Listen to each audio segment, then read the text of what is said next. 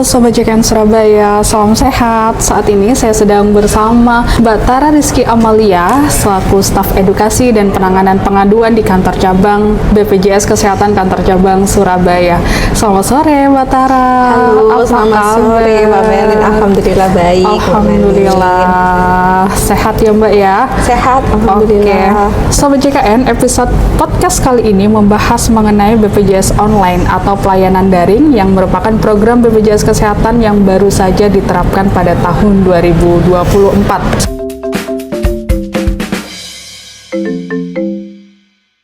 Sebetulnya apa tujuan dilaksanakan program BPJS Online ini, Mbak? Jadi tujuan dari pelaksanaan program BPJS Online ini ada 4. Apa saja itu? Yang pertama adalah meningkatkan kemudahan akses dan keterjangkauan layanan bagi wilayah dan dengan geografis tertentu. Geografis tertentu ini bisa jadi dia yang ada di pedalaman atau yang tidak terjangkau dengan internet atau yang letaknya jauh dari kantor cabang BPJS Kesehatan. Terus yang kedua, meningkatkan pemahaman peserta terhadap program JKN. Jadi kita itu pada tahun ini kita gencar-gencarnya melakukan sosialisasi, membuka kanal layanan sebanyak-banyak mungkin untuk memberikan edukasi kepada peserta terkait program JKN itu. Dan yang ketiga, meningkatkan cakupan kepesertaan.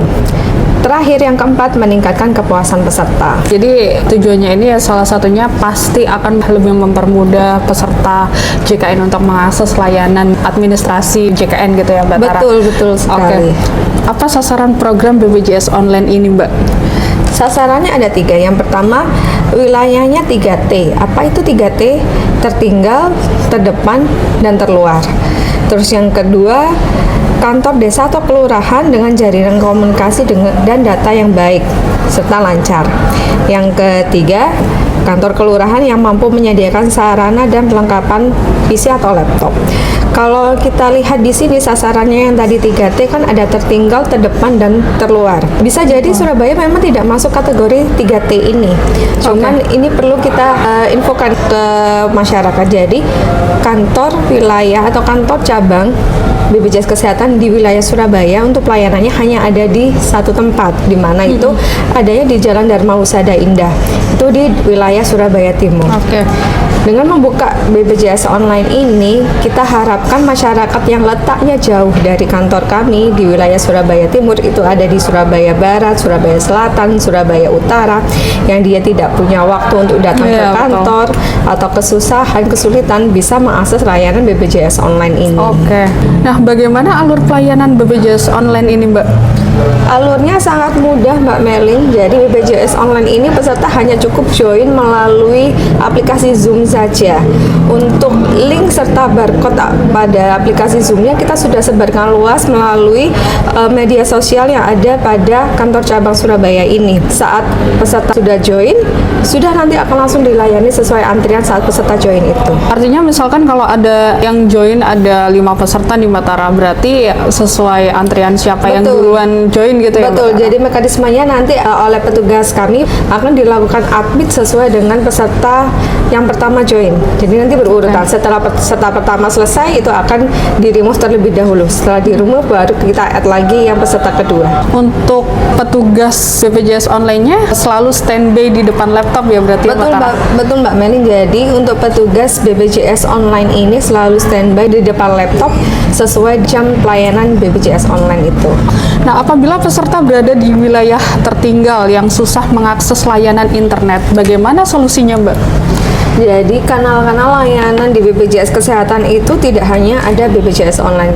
Yang pertama kita pasti ada kantor cabang. Kalau di Surabaya ada di Surabaya Timur yang tadi yang Jalan Dharma Husada Indah. Juga ada kami pelayanan mobil BPJS keliling. Mobil BPJS keliling ini seperti layanan di kantor cabang. Jadi bagi peserta yang mau mengurus administrasi, mau mengurus informasi ataupun menyampaikan pengaduan, dia bisa mengakses mobil pelayanan kami, mobil BPJS keliling. Ataupun peserta yang tidak mempunyai internet, karena kalau BPJS Online kan pasti membutuhkan internet karena menggunakan aplikasi Zoom. Kalau dia tidak memiliki internet, tinggal datang saja ke mobil-mobil BPJS keliling kami. Kapan saja waktu pelayanan BPJS keliling. Jadi kami mobil BPJS keliling itu ada setiap hari Mbak Melin. Di hari Senin kita ada pelayanan di Kecamatan Semampir, Di kantor Kecamatan Semampir mulai pukul 9 sampai 11 siang. Oke. Terus di jam 1 siang sampai jam 3 siang kita ada di Kecamatan Kenjeran. Itu di hari Senin. Di hari Selasa kita ada pelayanan di Kecamatan Tandes. Di kantor Kecamatan Tandes mulai pukul 9 sampai jam 11. Lalu dilanjutkan pukul 1 sampai jam 3 siang ada di Kelurahan Sememi. Di hari Rabu kami ada pelayanan di kantor Kecamatan Wiyung mulai jam 9 sampai jam 2 siang. Terakhir di hari Kamis kami ada pelayanan di Kecamatan Rungkut mulai jam 9 sampai jam 11 siang. Terus jam 1 sampai jam 3 siang ada di Kecamatan Jambangan. Selain tadi ada BPJS keliling, kita juga ada pelayanan di Mall Pelayanan Publik. Di Surabaya ada di Siola. Itu Oke. pelayanannya Senin sampai Jumat. Di hari Senin pelayanan mulai jam 8 sampai jam 3.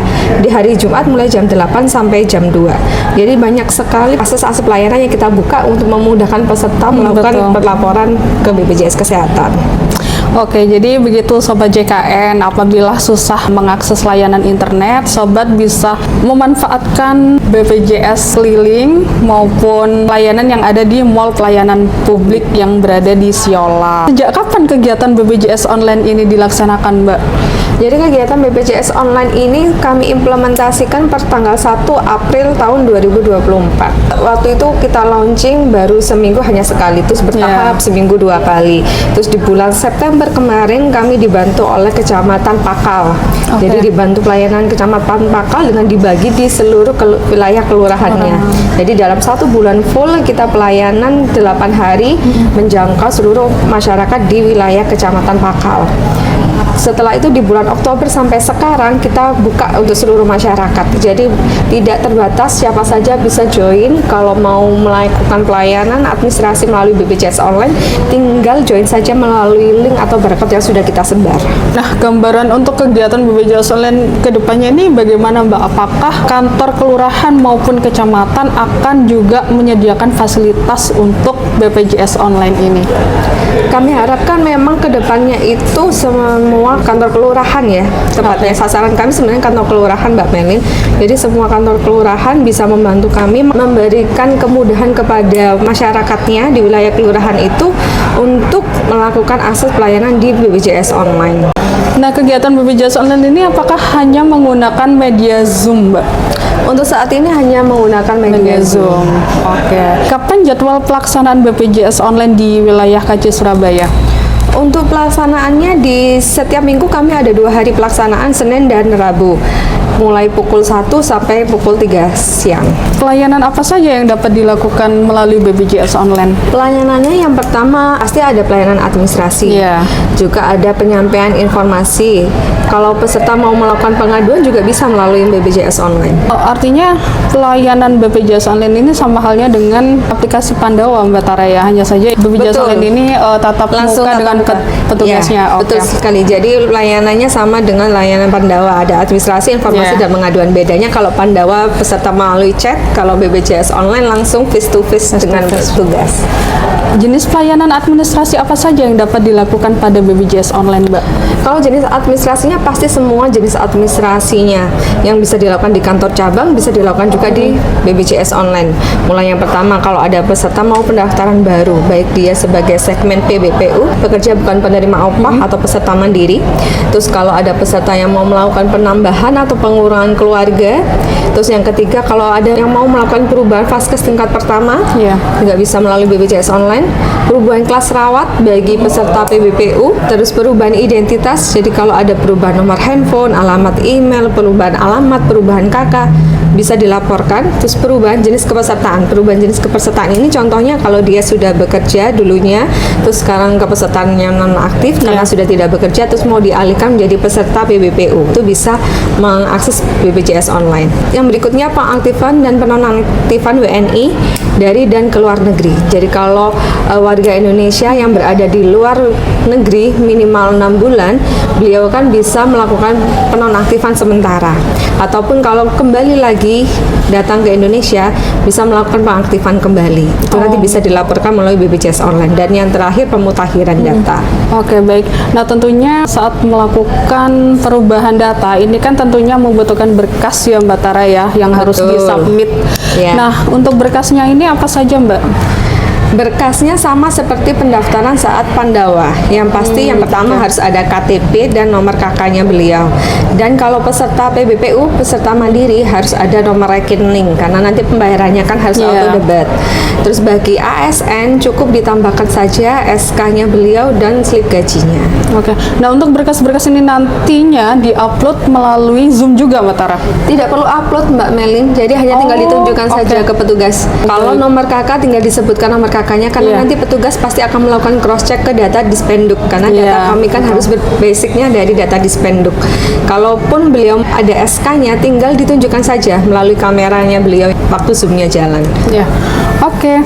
Nah, apakah setelah melakukan pengurusan administrasi melalui BPJS online, peserta tetap harus datang ke kantor cabang, Mbak? Tidak perlu, Mbak. Jadi BPJS online ini kan sama seperti layanan di kantor. Jadi langsung selesai saat itu juga.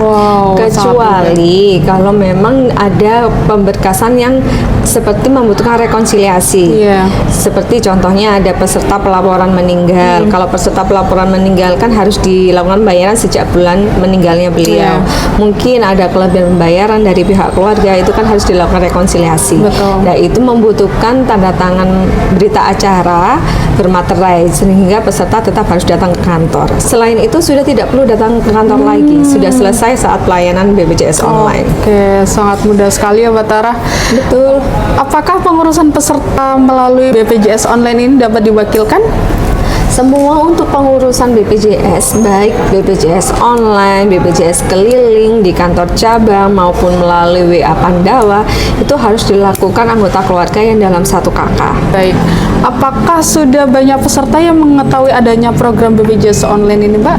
Sudah banyak, Mbak. Jadi terkait BPJS online ini kan kita publish melalui media online di kantor cabang seperti Instagram. Itu sudah kita publish sejak jauh-jauh hari. Dan seluruh stakeholder BPJS seperti Vaskes tingkat pertama maupun rumah sakit ataupun perusahaan, kelompok peserta itu kita sudah broadcastkan terkait barcode dan link BPJS online-nya. Kira-kira untuk peserta perharinya ada berapa, Mbak Tara yang sekali memanfaatkan pelayanan ini? Kalau yang sekali pelayanan di satu hari bisa sampai 10 sampai 15 sudah peserta. banyak berarti ya, Mbak Tara.